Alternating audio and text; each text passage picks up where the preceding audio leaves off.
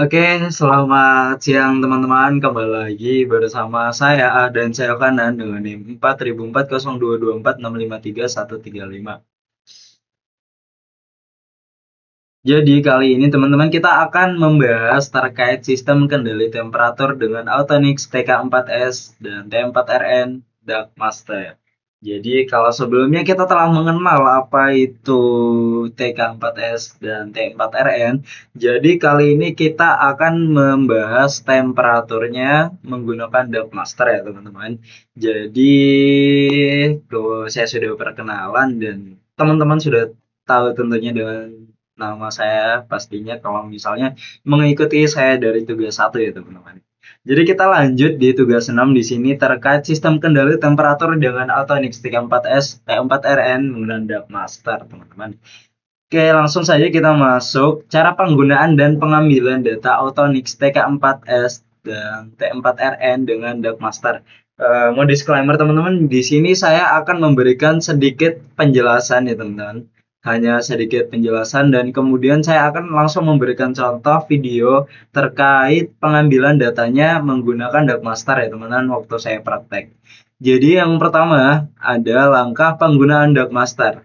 Yang pertama yang harus teman-teman lakukan yang pertama harus pilih model TK4 series dari daftar perangkat yang didukung. Yang pertama yaitu tentunya tentukan port COM atau cek device manager teman-teman dahulu. Kemudian setelah teman-teman cek device manager, pilih metode komunikasi yaitu RS232 atau USB. Kemudian teman-teman bisa klik connect untuk mengoneksikan. Kemudian scan alamat unitnya yaitu right klik TK4 scan unit address, kemudian right klik perangkat TK4 dan di situ ada menuju read parameter untuk membaca atau mengatur parameter seperti set point, SV dan PID. Kemudian di situ ada auto tuningnya, add sampai dengan on. Kemudian pengambilan datanya. Cara pengambilan datanya itu monitor PV, SV out dan preset value secara real time. Jadi klik kanan untuk tambah channel, kemudian ADD, OK connecting. Oke teman-teman, jadi aktifkan login data otomatis untuk analisis PID atau on off, lalu simpan sebagai CSV untuk grafik respon suhu. Kemudian kita menjelaskan nilai parameter kontrol on off hysteresis yang dicoba dan jelaskan mana yang terbaik, lalu tampilkan grafik percobaan.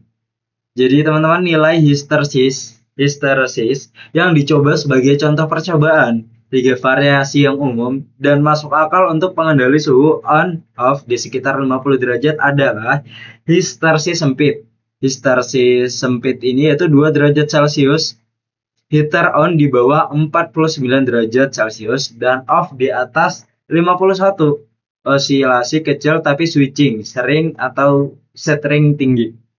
Kemudian ada hysteresis sedang yaitu 5 derajat Celcius sampai heater on di bawah 47 derajat 47,5 derajat dan off di atas 52,5 derajat Celcius. Jadi osilasi sedang, frekuensi switching moderat. Kemudian ada hysteresis lebar, yaitu hysteresis lebar 10 derajat Celcius atau heater on di bawah 45 derajat Celcius dan off-nya itu di atas 55 derajat Celcius. Fluktuasi suhu besar tapi switchingnya jarang. Jadi mana hysteresis yang terbaik di antara ketiga itu untuk praktikum sistem kendali temperatur dengan SV 50 derajat Celcius, hysteresis 5 derajat Celcius. Jadi umumnya paling seimbang. Band cukup sempit sehingga suhu rata-rata itu berada dekat 50 derajat Celcius tanpa deviasi yang terlalu lebar. Jadi frekuensi on off itu lebih rendah dibanding 2 derajat Celcius sehingga tidak terlalu sering membebani relay atau SSR, namun tetap lebih stabil daripada 10 derajat Celciusnya teman-teman. Kemudian setelah itu teman-teman di sini bisa menjelaskan nilai parameter kontrol PID tim proporsional yang dicoba dan jelaskan mana yang terbaik lalu tampilkan grafik percobaannya. 10 data suhu 50, terus P terbaik dulu, kemudian cari ininya baru D-nya. Tahap pertama, jadi pada tahap awal integraf derivatif dibuat atau O, 0, dibuat 0. Jadi I-nya itu sama dengan 0, kemudian D-nya sama dengan 0. Kemudian nilai P dinaikkan sedikit demi sedikit sampai didapat responnya, teman-teman. Naiknya cepat menuju 50 derajat, jadi dengan overshoot-nya masih wajar dan tidak bersoliasi terus-menerus.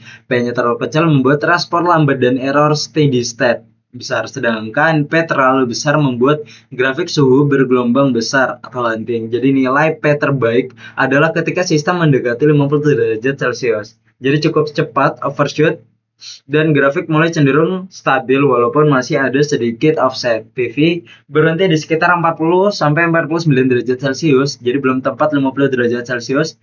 Tahap 2 menentukan satu P setelah dianggap terbaik saat dinaikkan dari 0 secara bertahap untuk menghilangkan offset tersebut. Integral menambahkan sinyal koreksi berdasarkan akumulasi error sehingga PV yang semula berhenti di bawah 50 derajat Celcius perlahan itu akan naik sampai tepat di 50 derajat Celcius. Dan jika I-nya terlalu besar, grafik suhu akan mulai bersoliasi lebih besar dan still. T menjadi lama. Jika terlalu kecil, offset berkurang sangat pelan, teman-teman. Jadi nilai yang dianggap baik adalah yang mampu menghilangkan error steady state. Dan akhirnya tepat di 50 derajat Celcius. Jadi tanpa membuat sistem bersoliasi berlebihan. Kemudian di tahap 3 itu menentukan D-nya. Dengan P dan I sudah menghasilkan respon, jadi ditambah untuk meredam overshoot dan mempercepat sistem mencapai keadaan tuna, teman-teman. Jadi aksi D bereaksi terhadap laju perubahan suhunya. Jika D terlalu bersih grafik akan menjadi sangat sensitif terhadap noise-nya atau bidang kecil. Dan sedangkan jika terlalu kecil pengaruhnya hampir tidak terasa. Jadi nilai D yang baik itu paling singkat membuat warna kurva mendekati 50 derajat itu paling halus.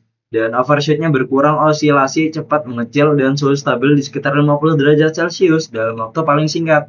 Konfigurasi yang terbaik dari ketiga tahap tersebut, teman-teman. Konfigurasi PID lengkap, tetapi ID aktif menjadi yang terbaik karena P-nya itu memberikan respon yang cepat, kemudian I-nya itu menghilangkan offset sehingga PV-nya tepat di 50 derajat, sedangkan D-nya itu mengurangi overshoot dan mempercepat settling time. Sehingga grafik percobaan 10 titik datang sekitar SV 50 derajat Celcius.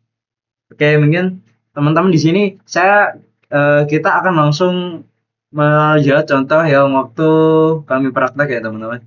Di sini saya ada kelompok 2. Di sini teman-teman bisa lihat video praktikum dari kelompok saya.